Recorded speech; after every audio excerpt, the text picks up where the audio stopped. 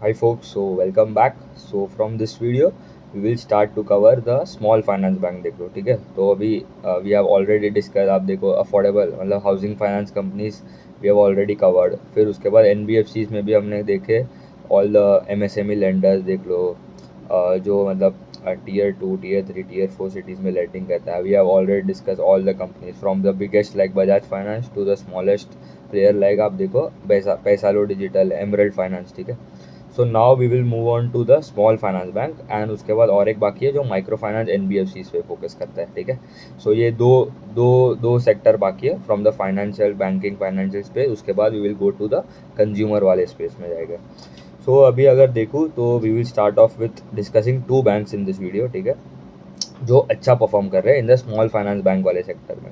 अभी पूरा अगर देखूँ थोड़ा ओवरव्यू दे दूँ तो ये सेगमेंट में अगर देखूँ माइक्रो फाइनेंस में इनका जो जहाँ पे भी वो लेंडिंग करता है उनके जो एयूएम है सबका ग्रोथ थोड़ा स्लो हो गया था, क्योंकि उनका प्रॉब्लम हो गया कि ग्रोथ माइक्रो फाइनेंस वाले सेगमेंट में प्रॉब्लम हो गया क्योंकि वहाँ पे एसेट क्वालिटी ख़राब हो गए, कलेक्शन एफिशिएंसी सबके ख़राब हो गए थे पहले। जो भी मतलब गार्ड रेल्स बने MFIN micro finance institution network जो है उनका मतलब सेल्फ रेगुलेटरी ऑर्गेनाइजेशन, उन्होंने लेंडिंग कैप मतलब 4 लेंडर से ज़्यादा से आप बोरो नहीं कर सकते पैसा एक कस्टमर को, एंड 2 लाख से ऊपर cumulative from all the lenders मिला के आप नहीं कर सकते, आप उसके ऊपर बोरो नहीं कर सकते। फिर गार्ड रेल 2.0 आया, उसमें जो 4 का कैप था लेंडिंग कैप वो लेंडर्स से, तो now it has reduce to 3 from 1 April.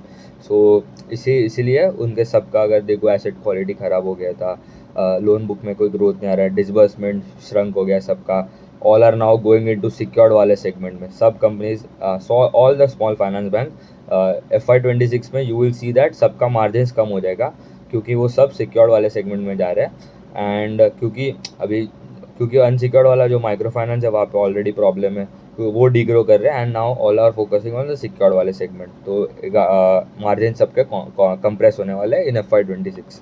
Credit cost बढ़ गया, प्रोविजंस बढ़ गया, एसेट क्वालिटी ख़राब हो गया। तो ये पूरा अगर देखूँ तो ओवरव्यू दे दिया मैंने आपको पूरे इंडस्ट्री का क्या चल रहा था अभी तक फ्रॉम नाउ ऑन। बट अभी from last 2-3 months, from Q3 Q4 अभी तक improvement we are seeing in collection efficiencies improve हो रहे हैं, जो स्लिपेजेस कम हो रहे हैं, मतलब x bucket collection efficiency improve हो रहा है।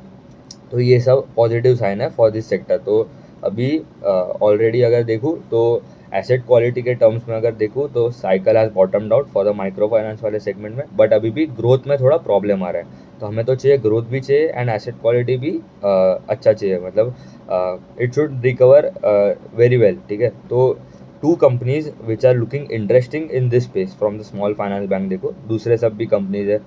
आप देखो उज्जीवन, इक्विटास, फिर ESAF small finance bank that is the worst one. फिर आप देखो Jana small finance bank that is also performing very well. फिर कैपिटल स्मॉल फाइनेंस बैंक जो माइक्रो फाइनेंस में उतना प्रेजेंस तो है नहीं उनका, मतलब नेग्लिजिबल प्रेजेंस है। So from this industry I think in terms of growth and also Fairlie अगर देखो मार्जिन तो सबके कम ही होने वाले हैं, पूरे सब companies in the small finance bank देखो, तो मार्जिन में तो सबका कंप्रेशन आ रहा है, बट हमें चाहिए अभी ग्रोथ कहाँ पे सबसे अच्छा आ रहा है, तो that is Suryoday small finance bank and AU small finance bank.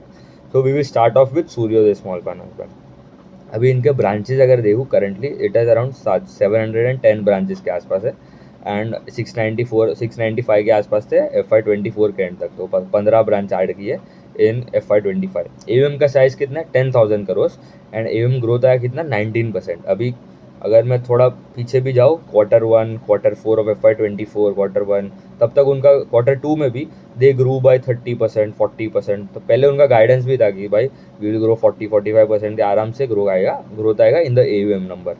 तो अभी ग्रेजुअली वो नंबर नीचे जा रहा था ठीक है, 30 हुआ, फिर 20 आया, फिर नाउ इट इज अराउंड 20 है, अभी 19-20% के आसपास आ गया ग्रोथ। तो एब्सोल्यूट नंबर आप देखोगे तो 20% it is still good, but कहाँ से आ रहा है 40-45% के आसपास से आ रहा है ग्रोथ। तो that is a bad sign कि भाई ग्रोथ कम हो गया था। डिसबर्समेंट डिग्रू, सबका डिसबर्समेंट डिग्रू आ रहा है -10% के आसपास। एंड अगर क्वार्टर ग्रोथ देखो डिसबर्समेंट का 43% क्वार्टर ग्रोथ था इन डिसबर्समेंट, तो that is the first sign कि भाई इंप्रूवमेंट आ रहा है। क्योंकि जब भी अगर कोई भी इंप्रूवमेंट आता है in any of the sector, जब भी बॉटम आउट होता है, तो हमें देखना है इन दिस इन मतलब ये माइक्रो फाइनेंस वाले स्पेस में स्पेशली। तो उनका डिसबर्समेंट्स ऊपर जाना चाहिए, तो डिसबर्समेंट्स तो ऊपर जा रहा है, तो 43% क्वार्टर ऑन क्वार्टर ग्रोथ आया डिसबर्समेंट में। Net interest income fell around 10%, total income fell around 9%, and PPOP degrew 63% क्योंकि प्रोविजन इतना बढ़ गए थे। PPOP के बाद आएगा, सॉरी, प्रोविजन PPOP भी मतलब डिक्रीज हो गया क्योंकि द कॉस्ट ऑफ बोरिंग उनका, क्योंकि एलिवेटेड इंटरेस्ट रेट्स थे अभी तक, तो now it has come down, तो अभी तक मतलब repo rates are now starting to decrease, तो इसलिए अभी अगर देखो तो उनको मार्जिन में उतना इम्पैक्ट नहीं आएगा जितना वी आर प्रेडिक्टिंग दैट। तो पीपॉप में अगर देखूँ तो इट डिग्रू 63% एंड पैट में मतलब लॉस रिपोर्ट किया था दिस क्वार्टर, एंड पूरे साल में पैट वॉज डाउन अराउंड 45-50% के आसपास, PAT was down for FY25 compare to FY24। फिर लाइबिलिटी साइड में अगर देखूँ तो इनका डिपॉजिट का ग्रोथ था अराउंड 36%, तो वहाँ पे कोई प्रॉब्लम नहीं है। कासा रेशियो जो था दैट वॉज अराउंड 21% के आसपास, लास्ट ईयर YOY 20% के आसपास था। एंड अगर देखूँ तो रिटेल डिपॉजिट्स अगर देखूँ तो it was around 81%, 19% bulk deposits थे। बल्क डिपॉजिट बेसिकली जो जो होता है मतलब नॉन कॉलेबल हो गए, मतलब बड़े बड़े टिकट साइज वाले, मतलब 2 करोड़ 5 करोड़ का FD कोई बनाता है, जो भी बनाता है बंदा, तो वो बल्क डिपॉजिट में आते हैं, बड़े इंस्टीट्यूशन बनाते हैं, तो वो बल्क डिपॉजिट्स में आते हैं।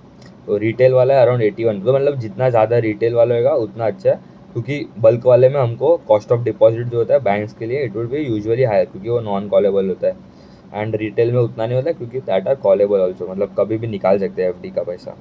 अभी AUM अगर देखो पूरा, अगर AUM मिक्स में उनका एक एक पोर्शन है रिटेल एसेट्स वाला, मतलब जो सिक्योर्ड वाला सेगमेंट है, मतलब क्या, कौन से सेगमेंट आ गया आपके, लैप हो गया, हाउसिंग फाइनेंस वाला सेगमेंट, होम लोन लैप, फिर आपके गोल्ड लोन हो गया, माइक्रो लैप वाला सेगमेंट आ गया, जो मतलब छोटे छोटे मतलब 2-5 लाख के घर हो गए, वो सिक्योर्ड वाले, वो भी सिक्योर्ड है। फिर आप देखो व्हीकल फाइनेंसिंग हो गया, कमर्शियल व्हीकल वाले segment, use commercial vehicle, new 2 wheeler 3 wheeler, तो ये हो गया उनका सिक्योर्ड वाला, तो दैट इज़ अराउंड 50% सिक्योर्ड है, एंड 50% उनका IF वाला मतलब इंक्लूसिव फाइनेंस, उसके अंदर भी 2 डिवीजन है, जो 50% है उसके अंदर 2 डिवीजन है, उसमें 41% के आसपास आएगा जॉइंट लेंडिंग ग्रुप, मतलब ये जो गाँव के औरतों को मतलब एक सेंटर पे बुला के एक दूसरे के सामने लेंडिंग देते, पैसा देते, तो that is around 41%। And Vikas loan हो गया, मतलब जो दैट इज़ अराउंड 59%, वो हो गया मतलब ग्रेजुएटेड कस्टमर्स, मतलब जो परफॉर्म अच्छा कर रहे थे in the joint lending group वाले सेगमेंट में, तो उनको ऊपर से मतलब टॉपअप जैसा लोन समझ लो, कि अच्छा कर रहा था तो we can give it individual loan जैसा समझ लो, तो उनका भी मतलब माइक्रो फाइनेंस का एवरेज टिकट साइज कितना होगा, मतलब 40-50 हज़ार 1 लाख तक जा सकता है मैक्स, उसके ऊपर तो उतना जाएगा नहीं, अनसिक्योर्ड है कम्प्लीटली। एंड लास्ट ईयर अगर देखूँ FY24 में, तो micro finance was around 60%, and retail asset जो सिक्योर्ड है तो 40% था, तो सिक्योर्ड अनसिक्योर्ड में अगर देखूँ तो लास्ट ईयर 60-40 था, secured was around 40%, unsecured was 60%, this year 50-50 हो गया दोनों, तो मतलब क्या, अभी अनसिक्योर्ड वाले में यील्ड जो होता है, मतलब the rate at with the lend to the customer, it is usually higher, ठीक है, तो वहाँ पे यील्ड कंप्रेस हो गया क्योंकि अभी अनसिक्योर्ड वाला सेगमेंट बढ़ रहा है, तो ये एक प्रॉब्लम है सब में all all all the small finance bank में आप देखो सबका यील्ड कम, स्प्रेड निम्स जो बोलना है दैट इज़ रिड्यूसिंग। अभी अगर इनका देखूँ तो yield was around 17%, 17.4, last quarter 18.3, quarter on quarter it was decline क्योंकि प्रोडक्ट मिक्स चेंज हो रहा है। कॉस्ट ऑफ बोरिंग 8.1% था, लास्ट क्वार्टर 7.8 था, निम्स वॉज अराउंड 7.8 एंड 8.4 था quarter on quarter, it was a sharp decline in the NIMs. Cost to income ratio basically क्या होता है, cost to income it tells कि भाई आपका जो कोर ऑपरेटिंग एक्सपेंस, आप देखो नए ब्रांचेस जो एडिशन करना है, फिर आप नए ब्रांचेस हो गए, नए एम्प्लॉयज़ को हायर करना है, अभी सबका कलेक्शन में कलेक्शन ऑफिसर्स को सबने हायर किया था क्योंकि उनका कलेक्शन में प्रॉब्लम हो रहा था, मतलब कोई पेमेंट नहीं दे रहा था, तो उन्होंने पहले क्या था सबका अगर देखूँ कि डिसबर्समेंट्स, जो बंदा डिसबर्समेंट के लिए रिस्पॉन्सिबल था, जो भी एम्प्लॉय हो गया वो कंपनी का, तो that was the person that was responsible for the collection as well, but अभी कलेक्शन में तो प्रॉब्लम आ गया, तो उन्होंने एक सेपरेट टीम बनाया कि एक कलेक्शन के लिए एक फोकस करेगा एंड एक डिसबर्समेंट के लिए, तो अभी उनका ट्रेनिंग करना पड़ेगा, हायरिंग करने पड़ेगा, तो इसलिए कॉस्ट टू इनकम बढ़ गया था इनका, अराउंड 85% हो गया, लास्ट क्वार्टर 76 था। एंड अगर YOY भी देखूँ तो पूरे साल में FY25 में इट वॉज 70%, FY24 में 60% था। फिर अगर एसेट क्वालिटी में आए तो GNPA कितना था, अराउंड 7.2 हो गया, last quarter 5.5, NNPA was around 4.6, last quarter 3.1, तो वहाँ पे भी डिटीरियोरेशन तो है। पर अभी इम्प्रूवमेंट कहाँ आप बोल रहे हो, इम्प्रूवमेंट अभी ये अच्छा क्यों है, क्योंकि इसमें इम्प्रूवमेंट आ रहा है, कहाँ पे आ रहा है, तो that we will see now, ठीक है। तो अगर पहले देखूँ तो इनका ना उन्होंने इंश्योरेंस लिया था, ठीक है। अभी CGFMU करके एक स्कीम आता है, credit guarantee fund for micro finance कुछ होएगा उसका फुल फॉर्म। तो CGFMU स्कीम में बेसिकली उनका 98% of the book is covered under CGFMU। तो मतलब जो भी GNP है उनका, जो भी ग्रॉस नॉन परफॉर्मिंग एसेट्स है, उसमें से अगर हम माइनस करें उनके प्रोविज़न, जो रेगुलर जो प्रोविज़न उन्होंने बनाए थे, जो भी NNPA जो है, नेट नॉन परफॉर्मिंग एसेट्स, उसमें से ऑलरेडी सब कवर्ड हो गया है। मतलब उसका मतलब दे उनका 694 करोड़ का GNPA था एंड 455 करोड़ के आसपास का उनका NNPA था। तो प्रोविजन माइनस करके बोलो, GNPA माइनस प्रोविजन, कुछ जो अमाउंट होगा दैट वाज और NNPA। बट उनको CGFMU के स्कीम से उनको they are going to get around 460 crore. तो मतलब पूरा कवर तो हो गया। बट अभी वो नेक्स्ट ईयर में, मतलब this quarter it came 32 crore के आसपास, Q3 में उन्होंने क्लेम दिया था। फिर Q1 ऑफ FY26 में they have claimed around 55 crore, वो भी मिल गया उनको। तो this year they are FY26 में दे आर टेलिंग कि भाई उनको क्लेम मिलेगा अराउंड 280 करोड़ के आसपास का, एंड FY27 में उनको 180 करोड़ के आसपास का क्लेम मिलेगा। तो ये अच्छा है कि मतलब उनका जो NNP है दैट इज़ ऑलरेडी कवर्ड। ये उन्होंने मतलब एक अच्छा मूव था उनके मैनेजमेंट से इन FY23, जब सब कोई प्रॉब्लम नहीं था जो माइक्रो फाइनेंस पे से।